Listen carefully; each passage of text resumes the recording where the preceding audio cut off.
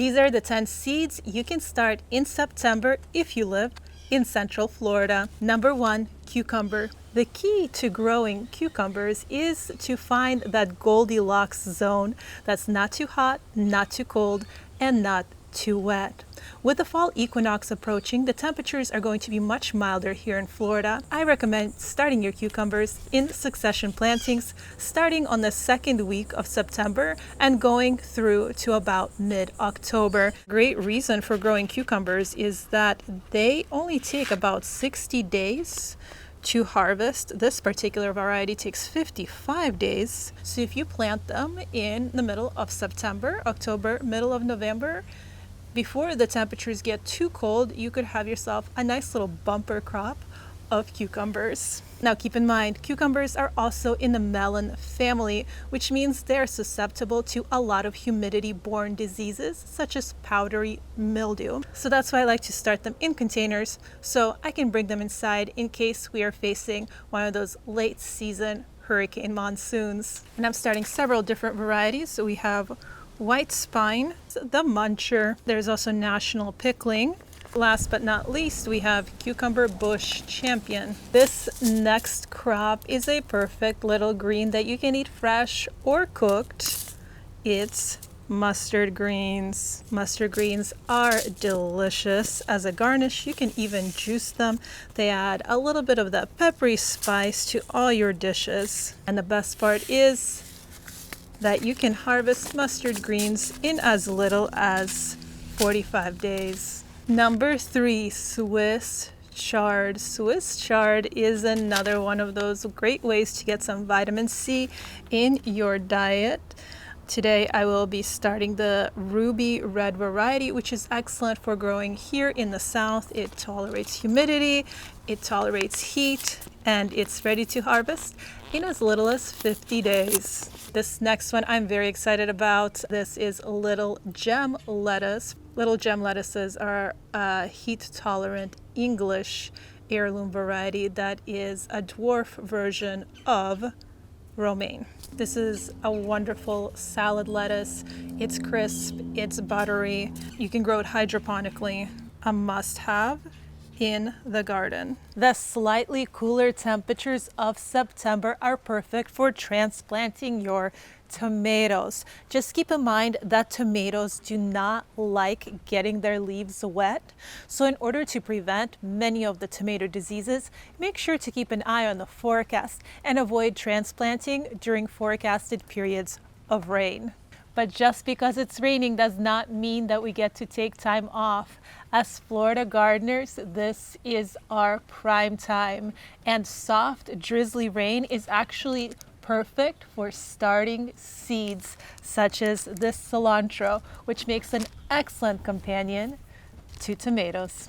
Right now is the perfect time to start your kale seeds. Kale is a cool season crop. However, our warm temperatures do aid in germination. So by starting now, they will start maturing once the temperatures cool off and really take off for a bountiful winter harvest. This season, I will be growing 2 varieties of kale, the lacinato or dinosaur kale, as well as the dwarf blue curled.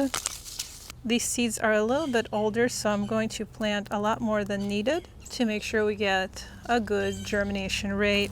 All right, in that same cruciferous vegetable family as the kale, we have broccoli. This season, I will be starting several different varieties of broccoli. We have green sprouting calabrese from Calabria, Italy, the Sun King hybrid, the Waltham, which is a great garden variety, always dependable, always trusted. And finally, this one I am really excited about because it is truly a work of art. It is the Romanesco broccoli. This is really a hypnotic broccoli, so I'm really excited to grow these. And just like with our greens and cucumbers, I will be succession planting these all through the cooler months. When it comes to growing broccoli, it is cold tolerant, and some say that a little frost actually helps improve the flavor. Broccoli takes about 71 days to harvest. All right, this next one is a little bit of a challenge to grow because of the tiny little seeds and the amount of time it takes to mature. But fret not, because if you start these seeds right now, you will be harvesting celery in the spring. There are 3 main ingredients that you need to successfully grow celery: rich, fertile soil, cool temperatures, and lots of water. In fact, as a marsh plant, you should never let celery dry out if you want to preserve the most optimal flavor. Now, this might come as a surprise, but it's not too late to start corn. The key is choosing a fast maturing variety, which is why this season I'm starting Orchard baby corn, which matures in as little as 65 days, which means that if I start it now, I'm going to have corn by Thanksgiving. Orchard baby corn is a fast maturing compact variety that's perfect for growing in containers. And let's not forget about beans. Beans make an excellent fall-time crop that can last all the way through the winter. Beans come in 2 main varieties, bush and pole. Pole beans require a structure such as this and can be grown vertically, where bush beans, just like the name implies, grow wider but closer to the ground. And both are excellent additions to your crop rotation to help fix some of that nitrogen back to the soil. Now, if you have a problem with critters digging up and eating your seeds, which I'm sure they would love to get their little grubby paws on some of these beans, it is a good idea to start your beans in little seed cups and transplant them once they're a little bit larger.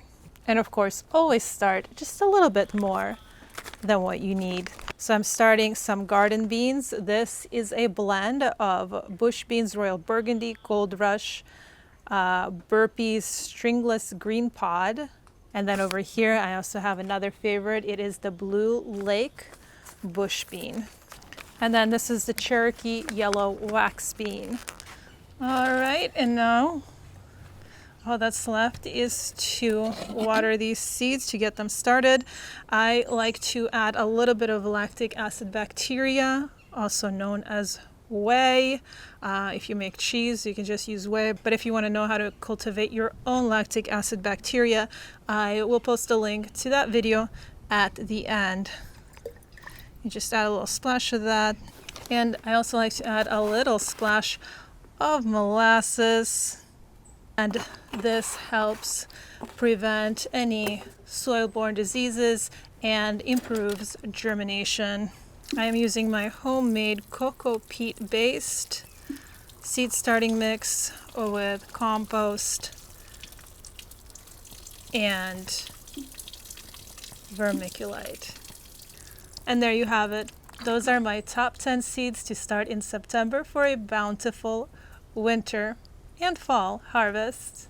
I'll see you in the next one. Bye-bye.